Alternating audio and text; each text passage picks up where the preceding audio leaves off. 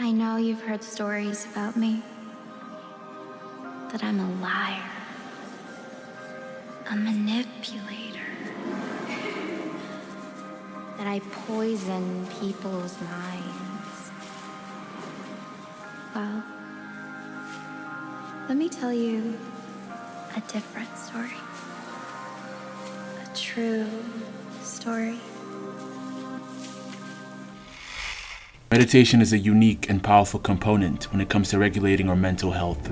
But sometimes, I feel like its impact and effects can be a little bit overrated. And as someone who's either new to meditation or has been meditating for a while, it's very important to at least have an accurate hold on the limitations, as well as the enormous potential of regular meditative practice. In this video, I take a little time to research and explore how meditation has an impact on trauma and depression, in order for you to have a clear insight on how meditative practice can contribute to our mental health.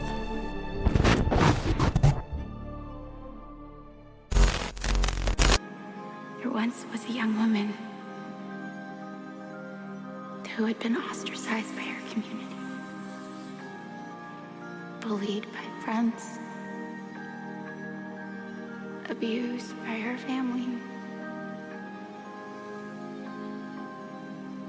She took to a needle for help. She was all alone. She wanted to die. Regular practice of meditation has a positive effect with mental health issues that relate to negative emotions such as depression, anxiety, stress, and fear. This is because meditation is based on deep thinking and personal introspection, which ultimately improves mental health. There's a lot of research that backs up meditation's impact on mental health.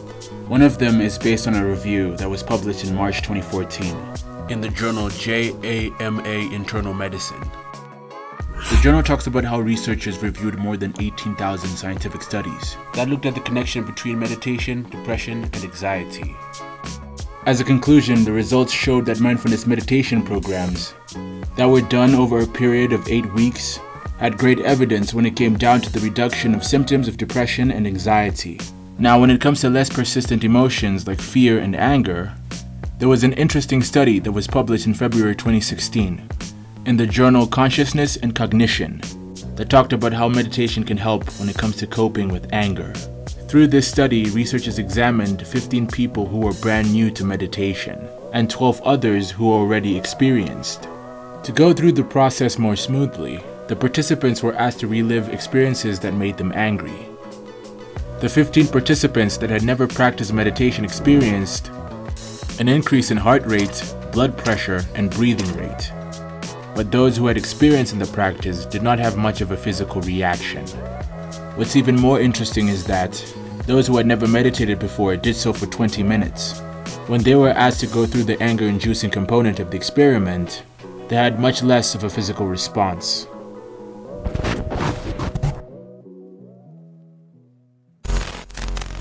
And then she met the Father.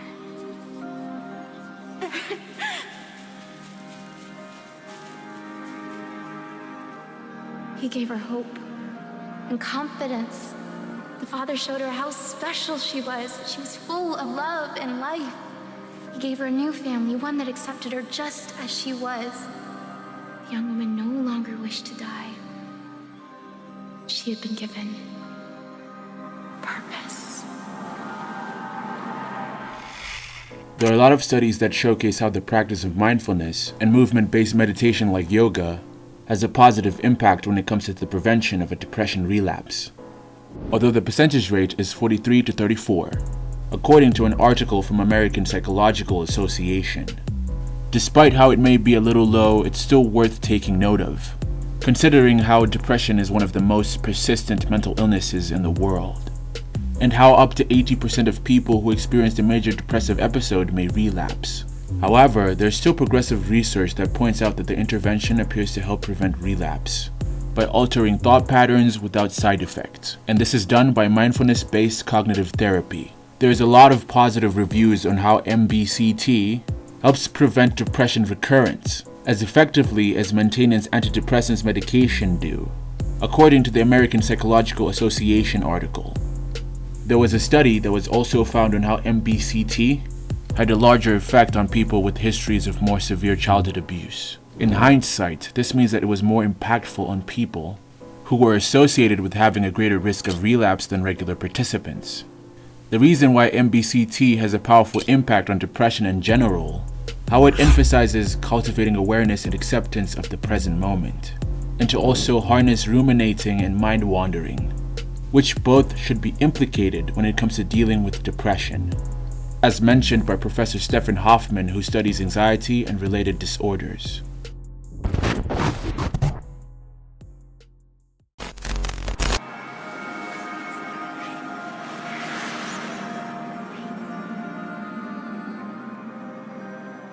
One day, the Father brought her here. He asked if she had faith in him. He asked if she would be willing to die for him. The young woman who very much wished to live was scared. There are studies that showcase how meditative practice can cause a rise in psychotic disorders, despite how meditation itself is associated with a wide array of health benefits, although the results were not conclusive relating to the psychotic disorder point, at least according to the research article from National Library of Medicine. Here's how the study was done. There was a group of researchers that aimed to understand the relationship between psychosis and meditation through collecting case study reports of psychotic disorders that were occurring in relation to meditative practice. A total of 19 studies and 28 cases were included in the review. The participants that were included were in the age range of 18 to 57, and there was an equal distribution of both male and female. Among the 28 cases, 14 of them included acute psychosis, schizophrenia in 7 cases, mania with psychotic symptoms in 3 cases, and schizoaffective disorder in 1 case. The participants were made to partake in meditation types like transcendent, mindfulness, qigong, zen, Bikram yoga, as well as many others. At the end of the experiment, there was notice of how there was reports of psychotic disorders within participants due to meditative practice. However, as a conclusion, it was still difficult to attribute the relationship between the two. And furthermore, there was contradicting results over how meditation had a positive impact on patients with psychotic disorders. Unfortunately, there still needs to be further investigative research over the relationship between meditation and psychosis to determine a conclusive answer with less uncertainty.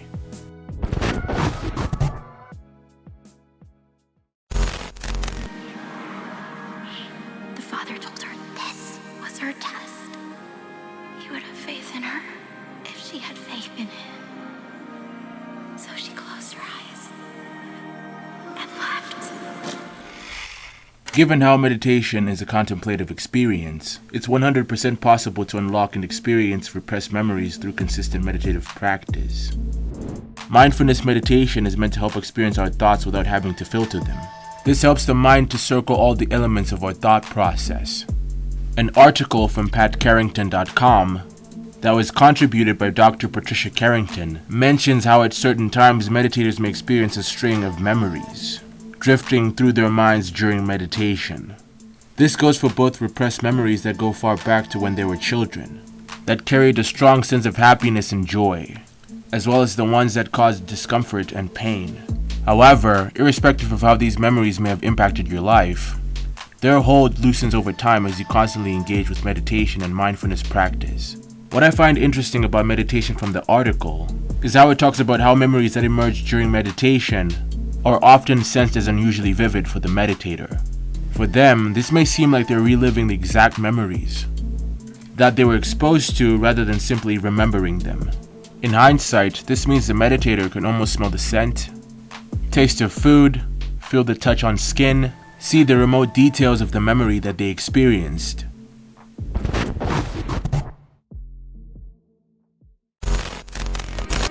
The Father kept his word. The path to Eden is clear to those who have faith.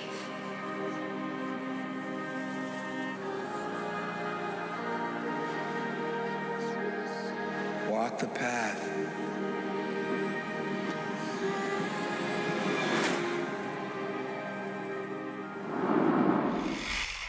People who have actually experienced trauma can actually end up experiencing a heightened sense of stress. and anxiety due to the practice of meditation. The overarching point is, meditation does not heal trauma, it uncovers it. This is because meditation can end up influencing trauma survivors to experience overwhelming emotions and recurring flashbacks of the influence of trauma, due to its emphasis on staying engaged with our thoughts. An article from the scienceofpsychotherapy.com that was written by David Tralevin, who has been researching the relationship between mindfulness meditation and trauma for a decade, closes in on this. In the article, he expresses how he has met people who have survived psychological trauma, and how they felt disoriented and disheartened, and some of them humiliated after their meditative experience. The reason for this is the power of meditation thrusts survivors directly into the heart of their wounds that require more than mindful awareness. However, although mindfulness meditation may seem detrimental to people who suffer from severe trauma, it also can be noted as a valuable asset to them in the long term. This is because meditation is a great tool when it comes to enhancing present moment awareness, as well as increasing self-compassion and strengthening a person's ability to regulate all-important skills like critical thinking and logical reasoning that support trauma recovery, as expressed by Tralevin. The conclusion he drew from the article is many people who suffer under the weight of traumatic stress respond favorably to mindfulness meditation, but others may have a different experience, and where the practice of mindfulness and meditation unintentionally lands more pain.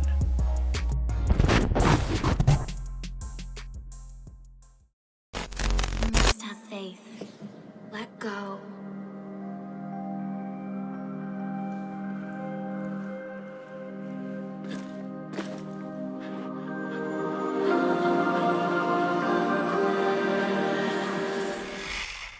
In order to properly meditate for trauma and depression, be sure to go through the following steps. Find a place that's quiet, that you feel comfortable being in for a long time. Place a yoga mat on the floor and get settled. Get into an asana or meditative pose that's called sukhasana or easy pose. When you have settled into asana mode, make a hand gesture that's called the Angi Mudra. Stay in this art form for 10 to 15 minutes or even more every single day.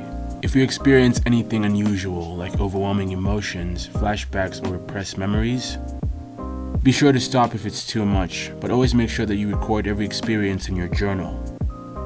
Try to stay consistent and make it a habit to meditate and journal every day. If you feel burnt out, you can always take a break. With all that you've recorded in your journal, be sure to seek professional help. It'll be easier for a therapist to help you if you're also actively participating. I hope you now have a full understanding on the potential and the limits when it comes to meditative practice, and that it has given you the ability to meditate more confidently. This is Sean from Pyro Mind Hack. Thank you guys for watching.